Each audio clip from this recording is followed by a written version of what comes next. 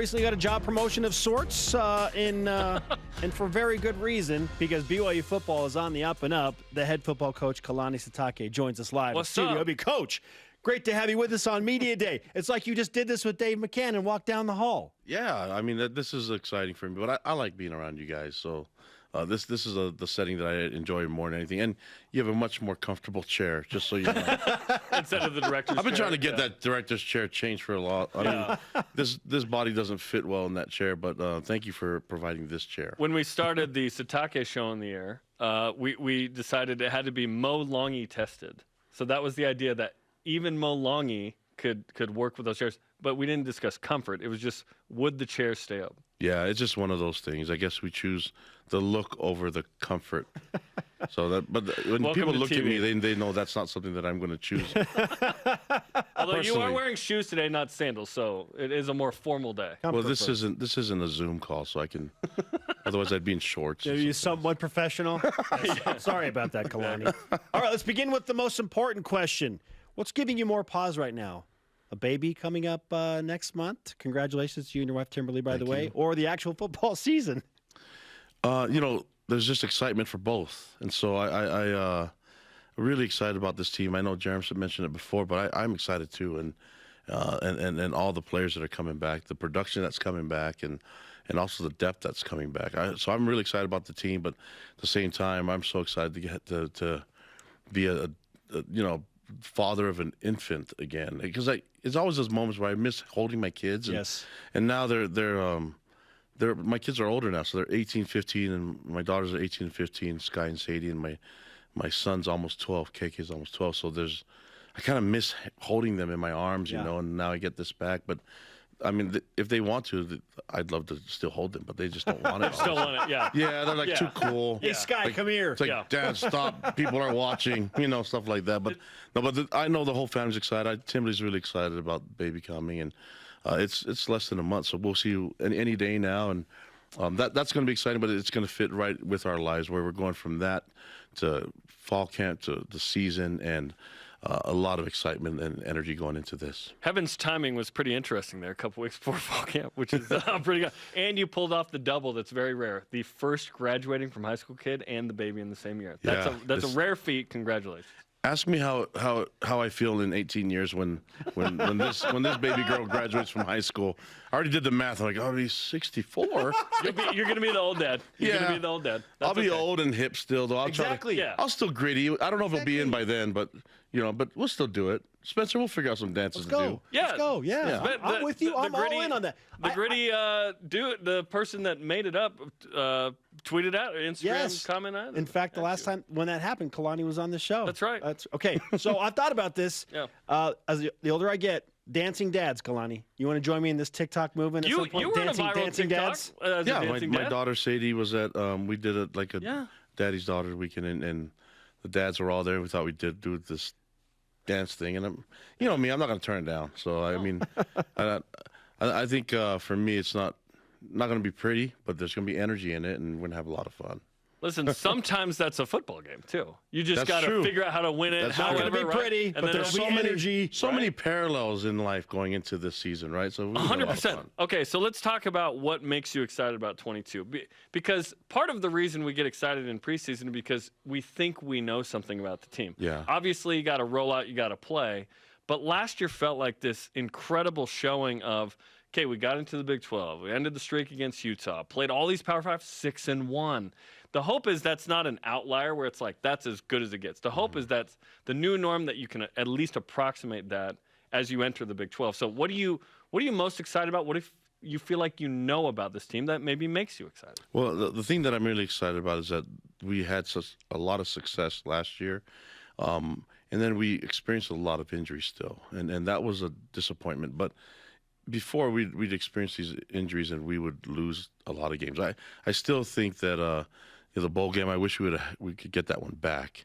But really proud of the guys that were out there and played and performed. And you're seeing the guys that were on the field in that game now, it's night and day in how they look, and how they're running and how they're performing in off-season conditioning. So I imagine that our team's going to be deeper and better, and we have more experience going into the year. But at the same time, the excitement for me, I want to be able to. When we had Andy Reid over, and he talked to our team, he mentioned a couple pillars that helped him find success in football, and shared it with the team. And the one that stood out the most was he said avoid distractions. And so, even though we're excited about the Big 12 and excited about 2023, I think it's really important that it's okay to acknowledge that, but that we focus on this year in 2022. There's some young men on our team that aren't going to be playing in the Big 12. They're really excited about the future, but I think if we keep distracting the group and focus on other things besides this team, then we can be in trouble. But knowing ahead of time, and it was nice that Andy Reid was able to remind me as a coach, but also remind everyone else as on the team that hey, we have a lot of things to accomplish, and we have accomplished much, but there's still more for us to get to. And I think that's where the excitement is. What else is out there, and what else can we do to get this team rolling? And that we feel like we're at a different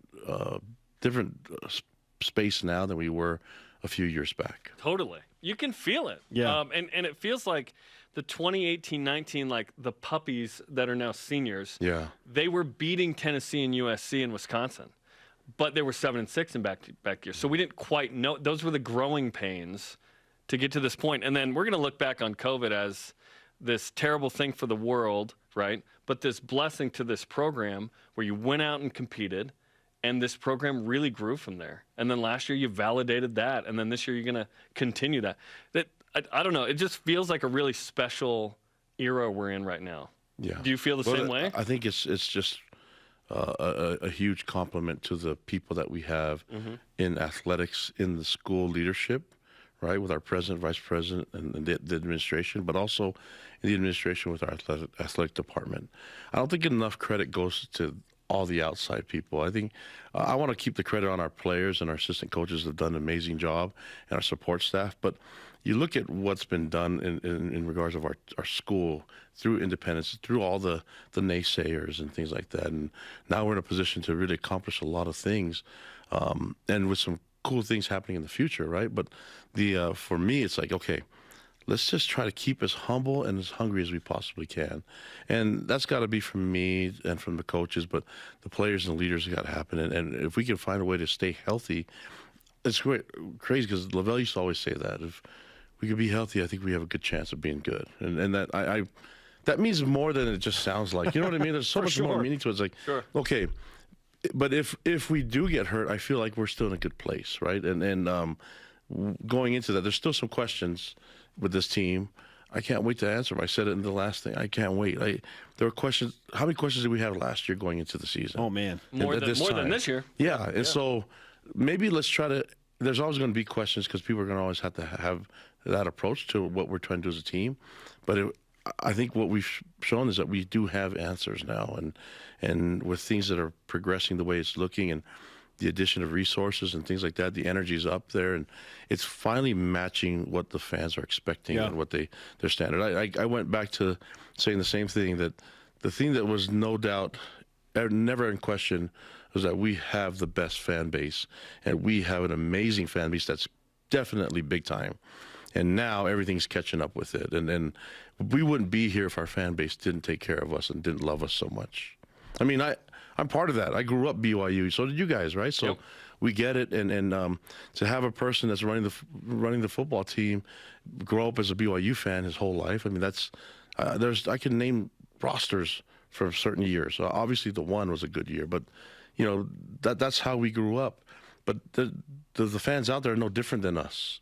You know, so I think they can really connect with you guys hosting the show and me running the program. They're like, okay, they're actually fans doing it too. We're in this together. Yeah. And we can get all the help we can get, right? So I'll take all the help I can get. And going into this season, we're going to need it, and it's going to be a lot of fun, but we're looking forward to making fans happy. He is a bundle of energy. He's a TikTok star.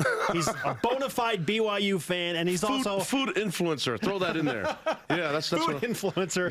He happens to be the head football coach at BYU, Kalani Sitake on BYU Sports Nation. It is Media Day 2022. Okay, Jerem referenced 6-1 against 7 Power 5s last year, 5-0 against the Pac-12. We hung a banner in here, de facto Pac-12 South champions. Well, it's what we do. We're fans. Those are the types of things that we do, fun. Kalani. But what did last year's schedule against, just an onslaught of really good opponents teach you about how to handle the schedule this year in 2022, which is loaded again, and then those future Big 12 schedules. That we're equipped to get things set, and sometimes. Listen, I'm impatient as anyone else out there, but sometimes things take time. I mean, there are times where we saw the first 3, 4, 5 games on our schedule, and like, oh my gosh, it's so heavy, it's so loaded up front, and everyone's just trying to find ways of give me sympathy. I'm like, dude, it's okay. This is what we need to do. So you look at the first part of the season last year, we were equipped to answer that. It took a couple of years for us to get it going. Now the question is, like, let's not forget those lessons, and then let's learn some other things, and let's try to fine-tune this baby. You know, let's get this as good and smooth running as we can, and make sure that this machine becomes a juggernaut. PFF just a moment ago put out the top draft tackles. Blake Freeland at 4. He's getting a lot of buzz. How good can Blake Freeland be, and what's been like to see his development from the kid you just kind of threw in against Boise State 2019 to first-round potential? Well, I give a lot of credit to our coaches for recruiting him and seeing him, and I mean the guy that was basically on board from the very beginning was Ed Lamb, who has a. I mean, we played with Jim Freeland, right? So we know his dad and his mom, and so he's a legacy kid, but to see that this guy, he was. You look at Blake was playing quarterback in high school, and to see this tall, skinny kid, and project him as an NFL tackle, we all saw it and we could see that it could happen. But it's having that type of vision that Ed has and that our coaches have, being able to project people, and then just believing in them. And you know, Blake was able to do some amazing things leading up to that freshman year where he played against Boise, his first start against a draft pick, from Boise State. So you're looking at him, he's one of many that we feel like are done a great job developing. And he's bought into the program. He's bought into being a leader now. And I'm really proud of him, just like I am of others that are just gaining a lot of attention. My job now is to keep him humble. And let's keep working. Just remember the kid that was questioned when you came into the season, and no one without any O-line experience, that you may one day be a top draft pick. Yeah. Let's go back to the lessons and stay humble and hungry. And I think we do that with the program. And for myself, all of us need to keep being reminded of humility, and we do that. I think it'll work out. Yeah, he's not the only one getting significant attention. Clark Barrington as well on the offensive line. Jaron Hall, Puka Nacua, Isaac Rex, among others. It's a huge talent pool. A lot of NFL guys on this team. Yes. We've been saying that we wanted a roster full of NFL talent. Brigham Young said the Saints will be cursed with riches one day. Right now, you got to avoid counting your money, right, before it goes to the bank. Let's go. Kalani, it's great to have you with us. Thanks for hanging out on Media Day. Good to see you, man. Good luck the rest of the way. Let's give you some karma to survive the rest of Media Day. Oh, Media Day's fun. Are you kidding me? I get to get a nice haircut. I get to show people how much weight I've gained, sympathy weight. You're a good husband if your wife's pregnant and you're gaining weight with her. Yeah, so I'm going to do that now. But I'm looking forward to trying to lose it. I don't know if I can make any promises, but I'm happy, enjoying life, and we're excited about the season and the baby. You can always dance off some of that weight. I know I need to. Let's go, man. I don't know. The dances nowadays are a little bit limited. The old running man to the new running man, that tells you how much effort you have to put into it. Exactly. So, thanks, guys. Go Cougs. Okay.